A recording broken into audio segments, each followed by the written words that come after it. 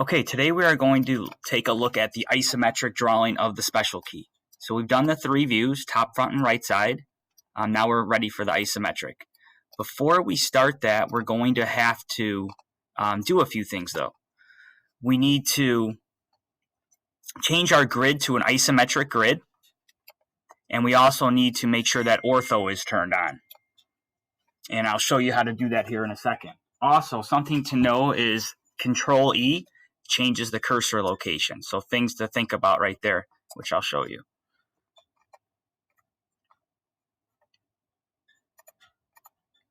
So make sure you have your packet out, and also you want to start with the three-view drawing that you've already created. We're not opening a new file. We're going to do the drawing right here in this area right here. First thing you need to do is change the grid, because we're doing an isometric drawing. It's still a 2D drawing, but drawn at an angle, an isometric angle. So we need to switch the grid. We don't want to use the rectangular or square grid anymore. So to do that, the button is right down here. It says isometric drafting. Currently it's set to off. So I want to click it to turn it on. You can also right click on your settings, and you can change it right here under snap type. Make sure it says isometric. And you'll notice when I do that, the grid changes, and also the cursor changes. It's red and green.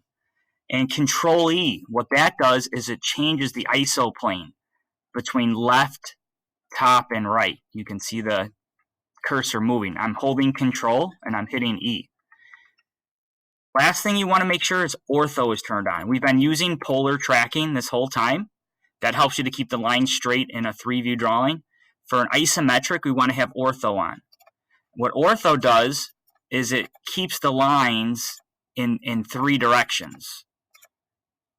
And if I hit Control E, I can get the third direction. So it's going to help me to set up the isometric drawings. If I don't have ortho turned on and I just have polar tracking, I can kind of draw wherever I want. So again, make sure your isometric grid is on, ortho is on. We're going to still start with the construction layer.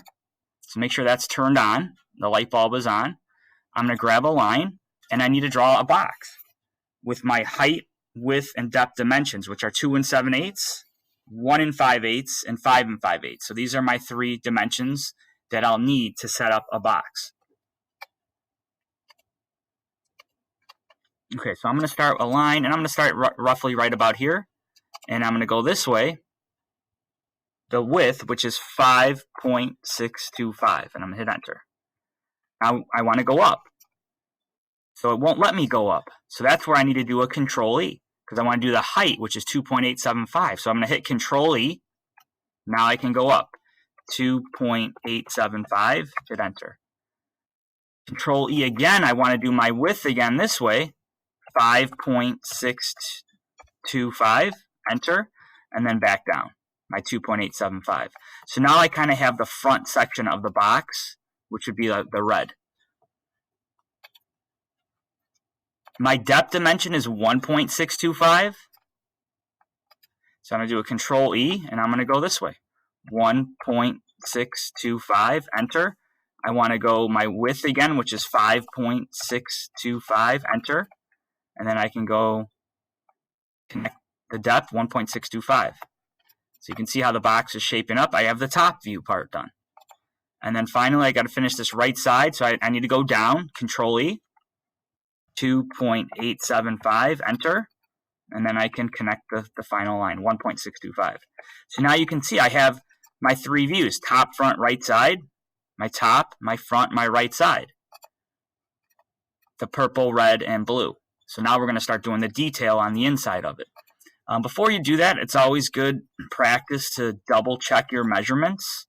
Like if I went from here to here, okay, that should be 1.625. This should be 2.875. And this should be, if I do a Control E, 5.625. All right, so I'm going to switch my layer now to visible. And if you notice what I did here, I'm going to start with, maybe I'll start in the front view. I'll do this rectangle here, which is 1.5 inches by 2.875. which would be this red rectangle right here. So 1.5 inches by 2.875. So I grab a line, and I'm going to go, I'll start at the top. I'm going to go down 2.875. I'm going to do a Control E. I want to go this way 1.5. Back up 2.875. And then 1.5. Now I have that rectangle, which would be, again, this red surface right here. Now maybe I want to move to the top view and get this little kind of L shape here. What you can do too is you can do some math to figure out the dimensions, or just put them on there. Use your dimension tool and just figure out what you need. Okay, from here to here is 3. I know that's 1 inch. I'm going to go back 1.5 and down this way 0.625. So I just added these 3 dimensions just to double check the measurements there. So that's the shape I'm going to draw in the top view. So I'll start with a line. I'm going to get the back corner. I'm going to go this way. It was 3 inches. This way is Control E, 1 inch, then 1.5, and then it'll just connect back here at 0.625. Okay, so that surface there is going to be that purple surface there. Also, I have this blue rectangle right here. That would be in my right side view. That's going to be 0.625 by 2.875. So maybe I'll get that in next. I can start it right here.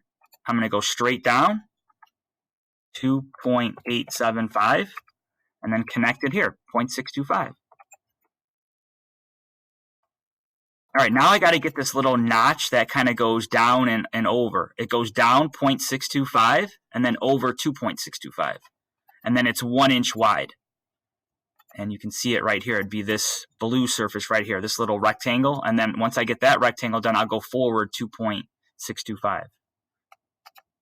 All right, so first I need to go down 0.625 over 1 inch, back up 0.625. All right, so hopefully you can see this taking shape. Again, the tough part is just being able to visualize this. We're doing these same 3 views in this isometric drawing. So now I want to go forward 2.625. So I need to do a Control E, 2.625. And then I want to do another Control E because I want to go 1 inch this way and then backwards, 2.625. And it goes down. So I just did these 2. Now I need to go down. And the measurement going down is 1.625. So I'm going to grab a line here. I'm going to do a Control E. And I'm going to go straight down 1.625 over 1 inch and back up 1.625. And if you're doing this right, you'll notice that that line matches up perfect with my box. Now I got to reverse it. I got to go backwards. I got to do this same notch going backwards. So I'm going to go here. I got to go Control E. I'm going to do 2.625. Now here I got to do the 0.625. Make sure you go down. I want to go down 0.625. And if you did it right, hopefully this last line will just connect right here at 1.5. And then the last thing that a lot of people always forget, there's the same rectangle we have up here.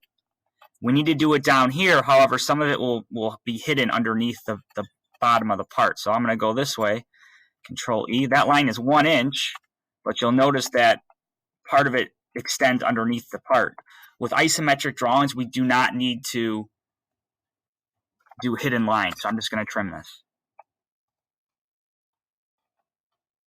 The final thing, what I'd like you guys to do is, right at this point, I'm going to turn my construction layer off, and I'm going to move this just a little bit closer to the part. If you have to turn, now this is where you may need to turn ortho off so you can move it wherever you want. Move it a little bit closer. And I'm going to delete these dimensions as I no longer need them now. If you would like to hatch it and color in the isometric, kind of like I did here, you would use your hatch tool. Do not do the 3 views, only the isometric.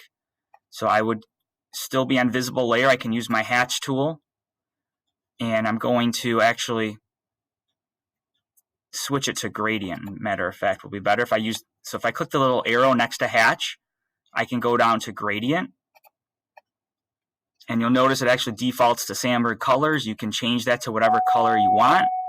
And there, I'm going to use maybe linear for my top. So I'm going to click my two top surfaces, hit enter. I'm going to hit enter again to get into my hatch or my gradient tool. Maybe I'll hit the arrow down. I'll use curved maybe for my front view. Hit enter and enter one more time. And let's say I'm going to use, again, it doesn't matter, I'll use sphere. You can pick whatever ones you want, whatever colors you want. And I'm going to use sphere for the right side view.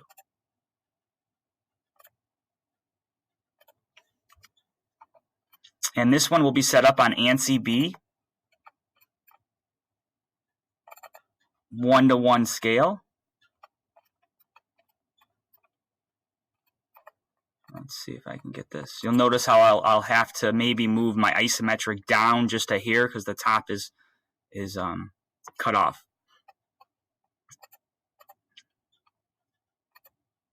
So that completes the isometric drawing of the special key.